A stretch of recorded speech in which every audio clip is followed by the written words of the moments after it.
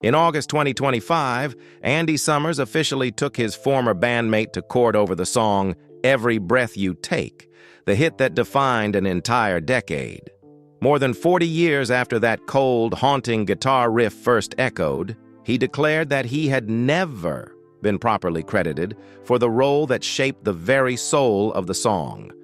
No longer backstage complaints, no longer silent endurance. This was a confrontation about money, but deeper than that, it was a battle to reclaim his name in history. Andy Summers has never been a loud man. He joined the Police at the age of 34, older than his two bandmates, bringing with him classical technique, a razor-sharp musical mind, and a Fender Telecaster capable of turning silence into a weapon. He created the space for the band to breathe. He built the delicate layers of sound that millions still hum without knowing the name of the man who crafted them. His talent lay in its refusal to show off. Yet it was precisely that quiet restraint that pushed him into the shadows of fame. Amid the glory of one of the world's biggest bands stood an artist who repeatedly felt himself diminished. Success brought money and acclaim, but it also carried conflict, wounds, and the sensation of being erased from the central narrative. Who truly owns a song? The one who writes the lyrics, or the one who creates the sound that the world remembers forever? That question is the red thread running through the life of Andy Summers. But long before the name Andy Summers was spoken in connection with multi-million-pound disputes or under blazing stage lights, he was simply a boy born on the very last day of 1942, in an England that had not yet shaken off the smell of wartime smoke. He was born in Poulton-le-Field, Lancashire, and later grew up in Bournemouth, a seaside town with nothing fierce about it except the cold wind and long, melancholy streets. His father had served in the Royal Air Force.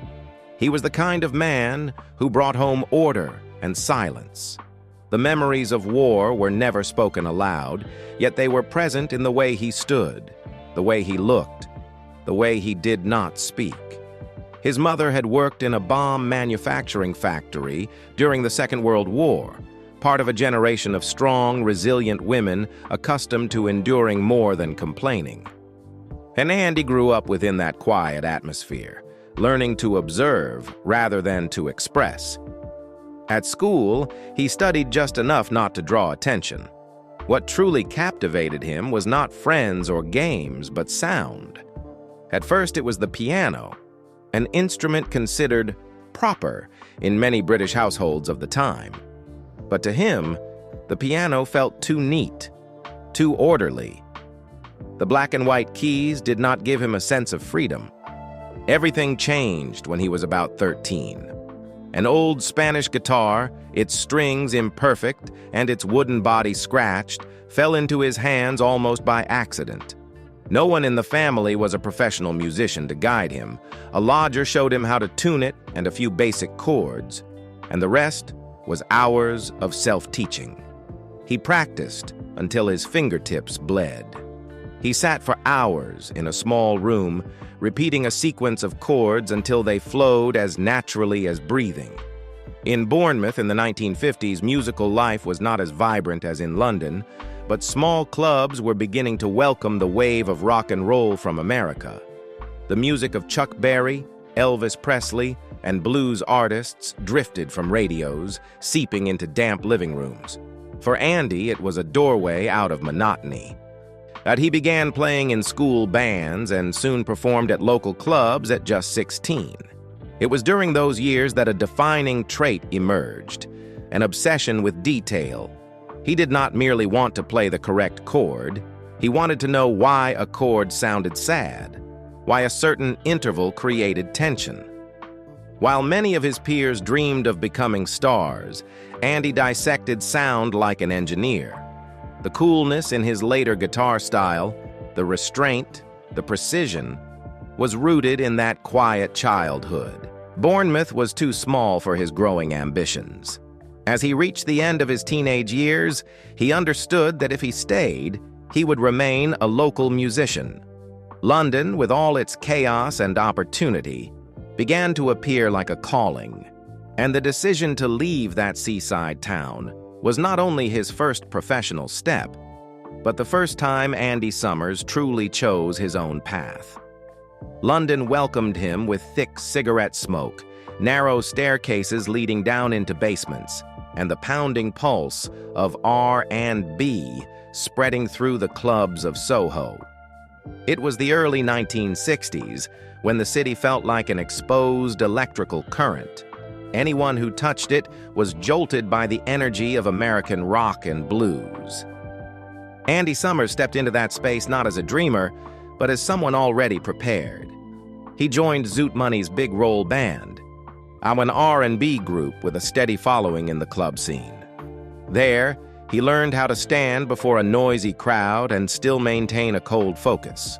Not sentimental ballads, but thick grooves, Hammond organ, driving rhythms. The guitar had to push its way through in order to survive. He did not try to dominate the stage. He tried to make every note carry weight. When the band transformed into Dantalian's Chariot, everything shifted. Psychedelic rock opened new sonic doors. Songs were no longer tidy verse-chorus structures, but drifting journeys. Andy began experimenting with delay, feedback, distorted layers of sound that lingered like smoke.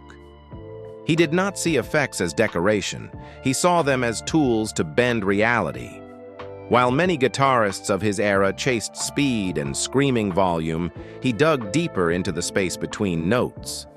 The cool restraint that would later define him began to take shape there. But London was also a place of ruthless competition. The band did not explode as hoped.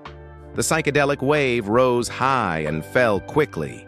Nights filled with colored lights did not translate into major contracts or awards. In his 20s, Summers understood that if he continued drifting in this vortex, he would remain a name in small print, and he did what few dared to do. He stepped away from the hottest race in town.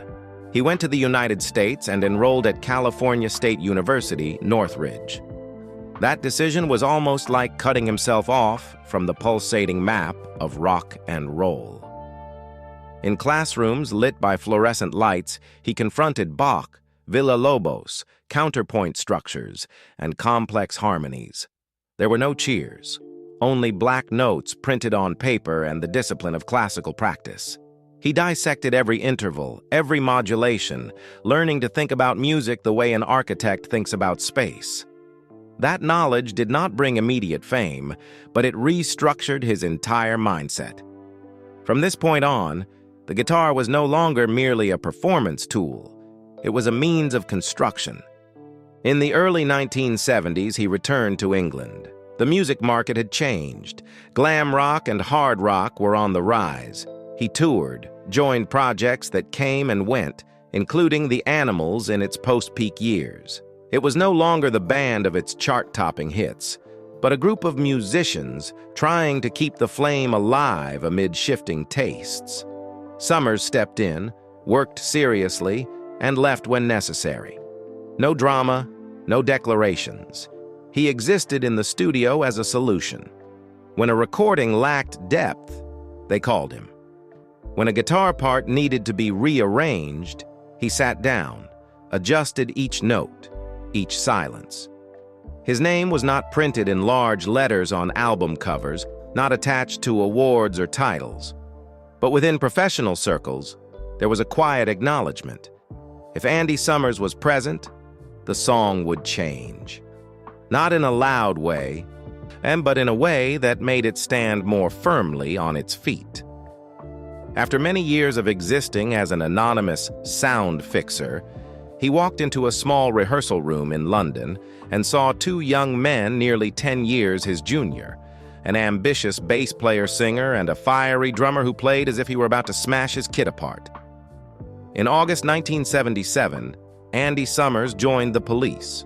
He was 34. Sting and Stuart Copeland had not yet reached 30. That age gap was not merely a number, it was a gap in experience, in discipline, in the way music was understood. He replaced Henry Padovani. But this was not simply a change in lineup. It was a shift in aesthetics. The Police before him carried a raw, direct punk edge. When Summers plugged his cable into the amplifier, the sound changed. The guitar no longer lunged straight at the listener's face. It opened up space. He used open chords, incomplete voicings to create a suspended feeling. Delay and chorus were applied like a thin mist surrounding the melody.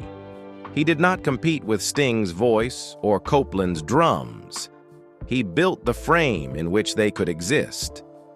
In 1978, Outlandos d'Amour was released. Roxanne was not a loud punk anthem.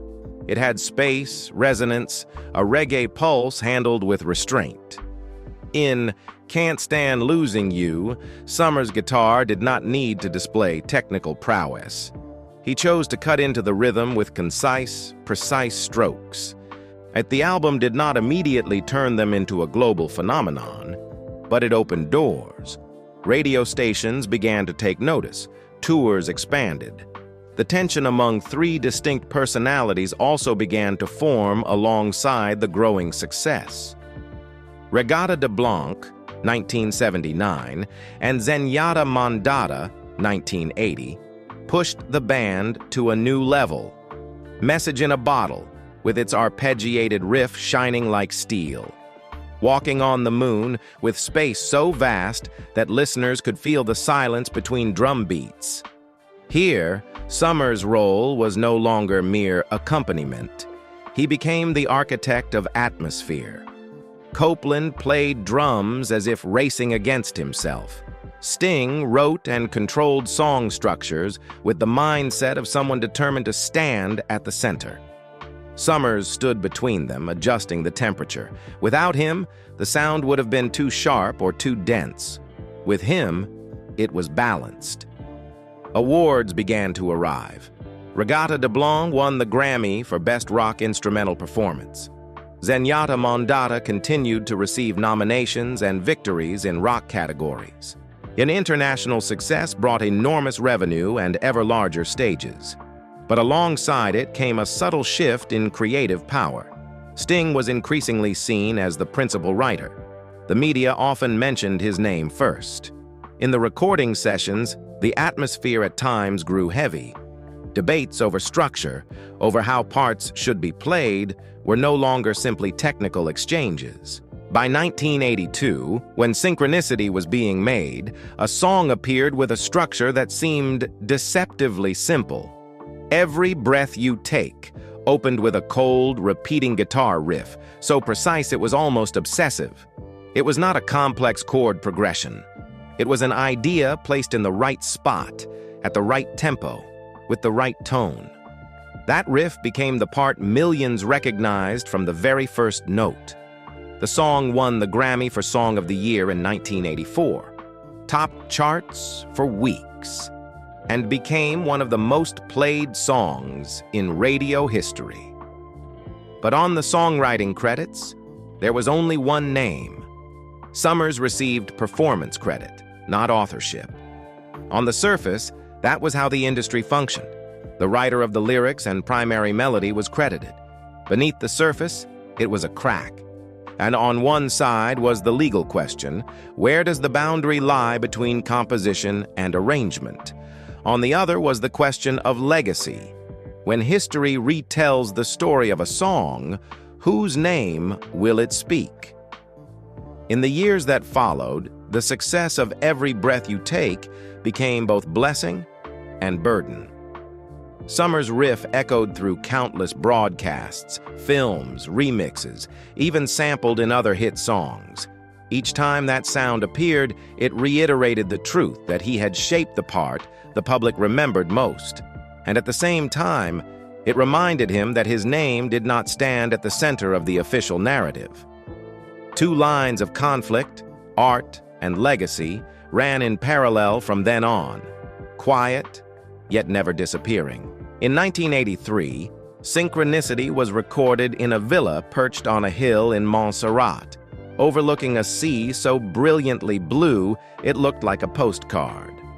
On the outside, it was paradise. Inside, it was three men who almost no longer spoke the same language. The recording sessions were no longer three personalities colliding to create sparks. They became separate shifts. Sting worked in one room, Copeland in another. Summers walked in, played his part, then left. There were no longer spontaneous exchanges, no longer those moments when all three looked at each other as a passage of music finally found its shape. The feeling Summers carried at that time was not explosive anger. It was more subdued. He had once been the one who built the space for the band to breathe. But now, as song structures became increasingly predetermined, and he began to feel as though he were accompanying a personal project disguised as a band. Ideas arrived almost fully formed. The guitar part was inserted as a necessary layer, not as a jointly conceived element. Creative control tilted heavily to one side. Copeland, with energy and ego no less formidable, reacted in his own way. The air grew dense, yet Synchronicity became their commercial peak. Released in 1983, the album topped charts in the United States and the United Kingdom. Every Breath You Take, King of Pain, Wrapped Around Your Finger flooded the radio. Awards continued to pour in. Synchronicity won the Grammy for Best Rock Performance by a duo or group with vocal. Every Breath You Take took Song of the Year. Stadiums sold out. The 1983 to 1984 tour elevated the Police to one of the biggest bands on the planet. On stage, they still exploded. Summers stood under the lights, his guitar shimmering in its signature wash of delay. Copeland pounded the drums as if releasing every ounce of accumulated energy. Sting stepped to the edge of the stage, his voice commanding tens of thousands. The audience saw nothing but perfection. But when the lights went out, the silence lingered. Brief conversations, glances avoided. Bodies exhausted by touring, minds exhausted by years of collision. Success was no longer enough to conceal the fractures. By the mid-1980s, that depletion required no formal announcement. In 1986, the Police disbanded. There was no dramatic press conference, no scandal. Just three men no longer able to work together in the old way. Sting began his solo career and quickly established himself, with albums marked by a clear, personal imprint, moving into pop-jazz territory as a comprehensive author. Copeland turned to film scoring and experimented with various projects, as if released from a frame of tension that had clung to him for years. Andy Summers, meanwhile, stood before a void difficult to name. For nearly a decade, his artistic identity had been bound to an entity called the Police. When that entity disappeared, he did not merely lose a band. He lost a structure, lost a balance among three personalities. It felt like a part of his body had been removed, though no one could see the incision. But instead of clinging to the hits that had secured a comfortable life, Summers turned in another direction. In truth, he had begun turning even before the Police dissolved. In 1982, at the height of the band's success, he released I Advance Masked with Robert Fripp. No lyrics, no easily memorable pop structure, just interwoven guitar layers, ambient jazz, prog, where sound became a current rather than a melody. The project did not climb the charts. It did not aim for radio. But it affirmed one thing. Summers was not merely the guitarist of a famous band. He was an artist with his own language. In 1984, Bewitched continued that spirit.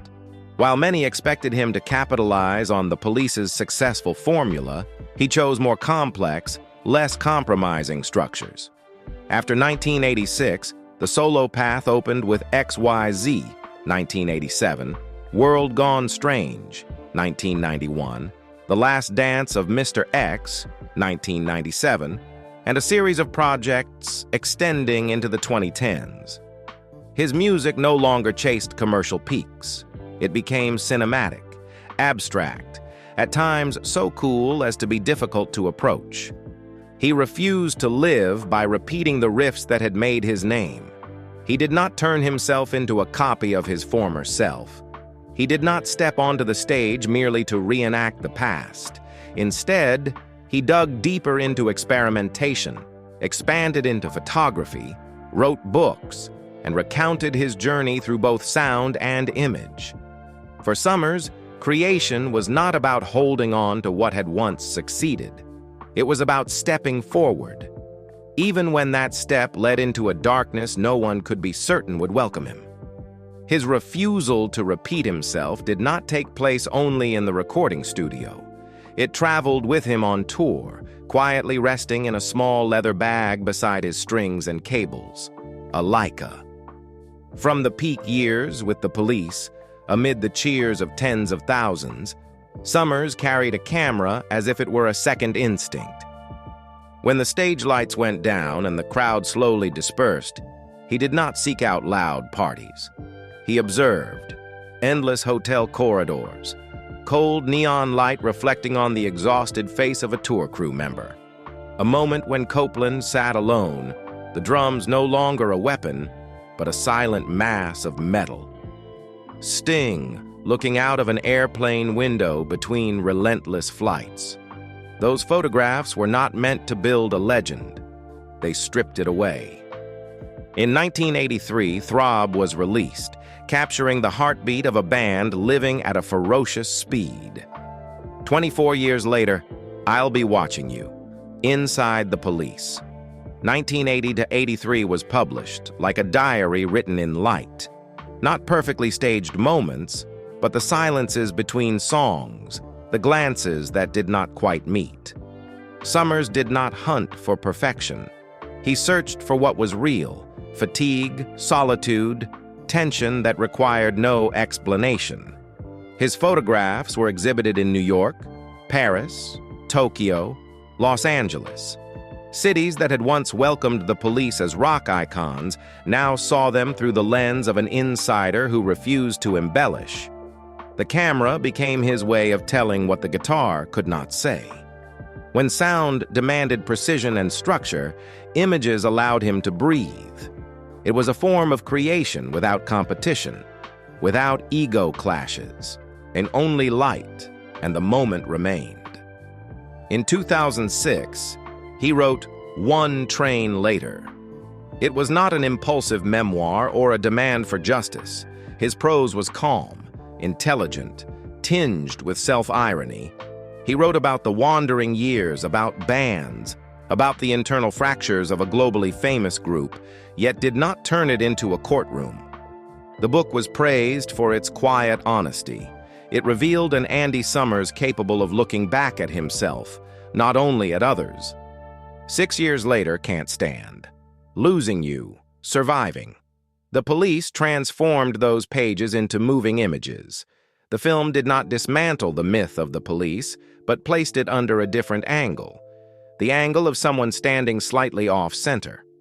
Audiences saw the years of success through Summers' eyes, the exhilaration, the exhaustion, and the moments when he felt diminished within the very band he helped shape. The collective legacy of the Police continued to knock at the door. In 2003, they were inducted into the Rock and Roll Hall of Fame, an official recognition that those years had become part of music history. The three men stood on stage together once more, honored as an inseparable entity. Then in 2007 to 2008 came the global reunion tour. Tickets sold out rapidly. Stadiums lit up again. Old songs rang out with the same intensity, and making audiences believe time could reverse. On the surface, it was dazzling success, enormous revenue, images of three men smiling beside one another. Beneath it lay a fragile peace, enough to complete the tour together, not enough to erase old fractures. They were professional, precise, efficient. But the intimacy of the early days did not return. For Summers, each time he stepped onto that stage felt like touching a memory already framed. He played riffs that had entered history, received the applause he deserved, then returned to his own world, where the guitar could sound entirely different, where the camera captured truth without captions, where he was not part of a collective legend but an independent artist, still searching for his own voice. Amid the relentless flights and the black and white frames capturing a band at its peak and at its breaking point, Andy Summers' private life had once begun with a different rhythm, not that of the crowd, but of two people finding each other through music. He met Robin Lane in the late 1960s, at a time when London and later America were alive with rock dreams not yet fully formed. Robin was a young American singer and songwriter, carrying the spirit of folk rock and ambitions of her own. They met when Summers was still moving between bands without a fixed place in history. Their early connection did not grow out of fame, but from the shared feeling of standing on the margins of an industry that was constantly shifting. In 1968, they married. There were no bright flashes, no noise, just a personal decision between two artists still searching for direction. In the early years, they lived between England and the United States when Summers chose to step out of the rock circuit and go to California to study classical guitar at California State University, Northridge. Robin continued pursuing her own music while he immersed himself in Bach, Villa-Lobos, and academic music theory. Two parallel creative paths under one roof, each carrying a different ambition. Pressure began to take shape when Summers returned to England in the early 1970s and plunged into the cycle of touring, studio sessions, and projects that came and went. The arrival of the Police in 1977 accelerated everything to a new speed. Packed schedules, endless travel, a success increasing exponentially. Robin, meanwhile, continued her solo path in America, notably with Robin Lane and the Chartbusters in the early 1980s. Two artists, two rhythms, two continents. The distance was not only geographical. As the Police entered the Synchronicity era and internal tensions escalated, Summers lived under creative pressure and ego conflicts. Part of his energy was absorbed by musical clashes, the rest by surviving the machinery of fame. Private space gradually narrowed. The years that had once connected them through music were replaced by silence and schedules. By 1980, the marriage ended. 12 years after their wedding day, the relationship concluded in a context where both had moved far from their original starting point. No children were recorded from this marriage. What remained was the memory of a time when they stood beside each other before anyone knew Andy Summers as part of rock history. After leaving his first marriage, Andy Summers' life did not stop in emptiness. In the early 1980s, while the Police was still operating as a high-speed machine, he met Kate Lunau, a much younger Canadian woman working in journalism and media. They met in the early 1980s when he was already a major name, and she entered that world with the curiosity and sensitivity of an observer. The difference in age did not deter them. Kate did not approach him as a fan dazzled by fame, but as someone with her own voice and independent personality. They married in 1984, just as the Police had closed its final chapter on the grand stage. This was not a union between two people still searching for their place. It was the meeting of a man stepping down from a collective peak and a woman defining her own position in the creative world. A family took shape during the period when he began his solo career and experimental projects. Together, they had 3 daughters: Layla, born in 1985, Stella in 1987, and Camille in 1991. The house was no longer a stopover between tours as it had been in earlier years. It became the center. Summers entered the role of father while maintaining the pace of composing, touring, publishing books, and exhibiting photography. He no longer lived entirely within applause. Dinners, children's voices, the rhythms of family life interwove with recording sessions and long journeys. The generational gap sometimes created an undercurrent of tension. He carried the past of a band that had entered history, creative conflicts, long tours. Kate grew up in a different context, with needs for presence and balance. The years he devoted to personal projects, writing memoirs, producing documentaries, mounting international exhibitions, were also the years he had to learn how to share time with his family differently from before.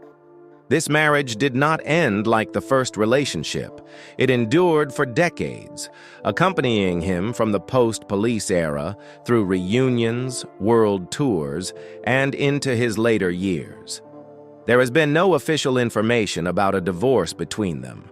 Kate has continued to appear beside him at many events, at photography exhibitions, book launches, a steady presence in the life of a man who once lived amid so many collisions.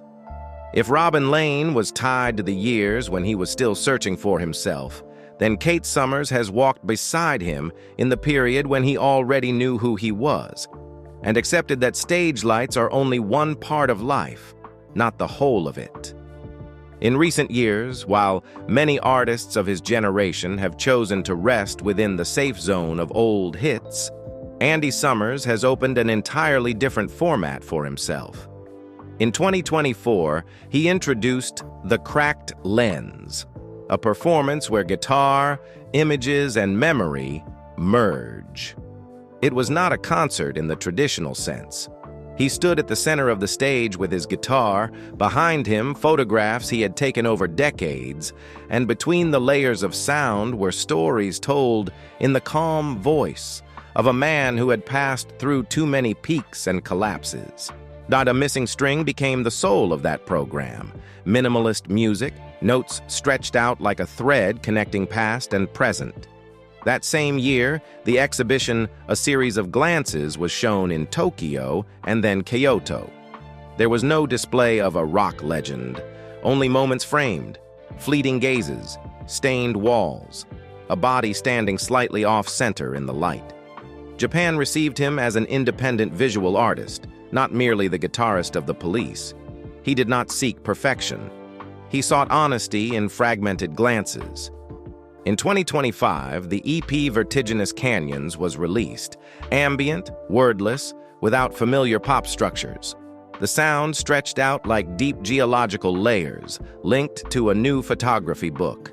Around the same time, collaborative compilations with Robert Fripp were reissued, a reminder that his experimental spirit had never gone out. There was no intention of returning to old formulas, no need to prove that he had once belonged to a legendary band. Amid this, in August 2025, another event erupted and immediately pulled his name back to the center of global debate.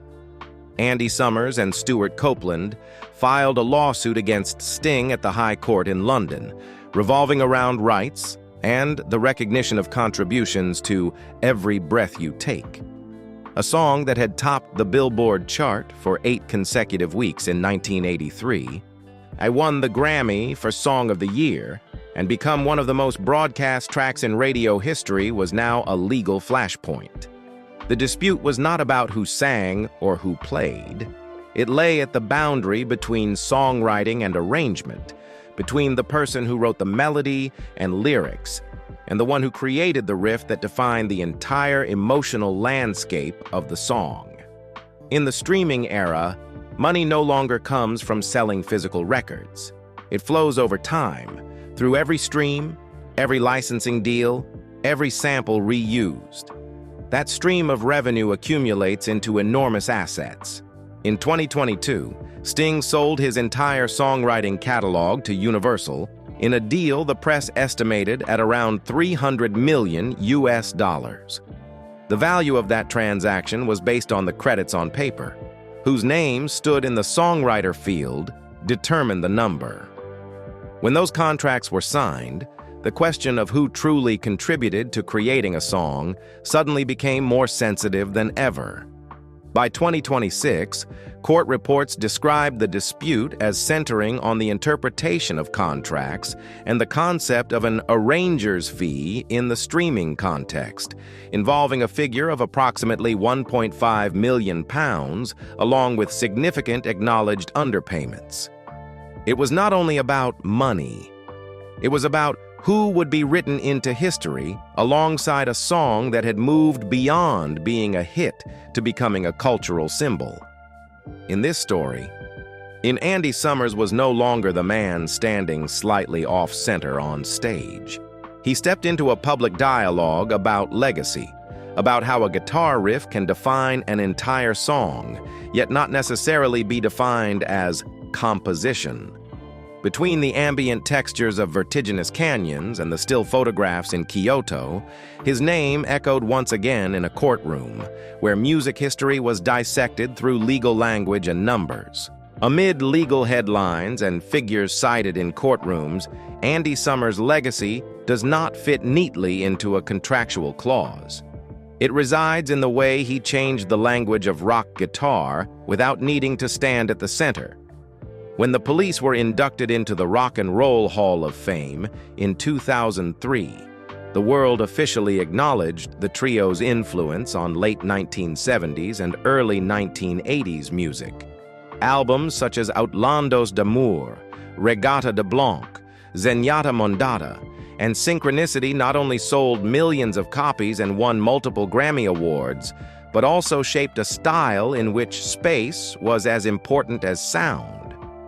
Within that structure, Summers' guitar did not scream or overpower everything. He used open chords, delay, chorus, notes placed with such precision they felt almost restrained to create space for the song to breathe. And that influence extended beyond the Police. Generations of alternative and post-punk guitarists later learned from him how to use texture rather than flashy technique. Bands found in him a different approach. The guitar could be architecture, not merely a focal point. He stepped away from the traditional lead guitarist archetype, rejecting the role of solo hero in order to become the one who framed the entire sonic landscape. The debate surrounding Every Breath You Take has intensified the question of credit, but it has also exposed something else. Music history is not written solely in the names printed on paper. It is recorded in the ears of listeners. That opening riff, cold, clear, haunting, has lived independently of any contract. Whatever the court may conclude, millions still recognize it from the very first second. In his 80s, Andy Summers is no longer racing against anyone. He continues to perform in his own way, continues to take photographs, continues to release projects that do not cater to the market. An artist who once stood at the collective peak, who endured fractures and conflicts, now stands in a space of his own. Not loud, not defensive, simply marked by an imprint etched deeply into the structure of modern rock. And if you listen to those recordings again today, what is it in Andy Summers' guitar that still makes you pause? And in the story of the Police, who do you believe should be written into history alongside the notes that have become immortal?